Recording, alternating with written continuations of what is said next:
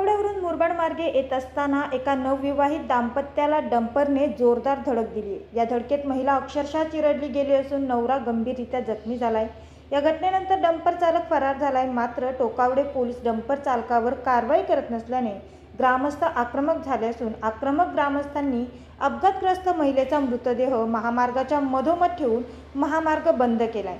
तसेच डंपर चालकावर कारवाई करण्याची मागणी केली. रंजना मोहन ठोंबरे आणि मोहन ठोंबरे यांचं 15 दिवसांपूर्वीच टोकावडे येथील काट्याचीवाडी पळू येथे लग्न झालं होतं. आज सकाळी हे नवदाम्पत्य टोकावड्यावरून मुरबाड मार्गे दुचाकीवरून येत असताना मुरबाड महामार्गावर एका भरधाव येणाऱ्या डंपरने जोरदार धडक दिली. या धडकेमध्ये रंजना ठोंबरे ही नववधू अक्षरशः चिरडली गेली असून तिचा जागीच मृत्यू झालाय, तर मोहन ठोंबरे हा गंभीररीत्या जखमी झालाय. या घटनेनंतर डंपर चालक मात्र फरार झाला असून पोलीस योग्य ती कारवाई करत नसल्याने ग्रामस्थ आक्रमक झालेत. दरम्यान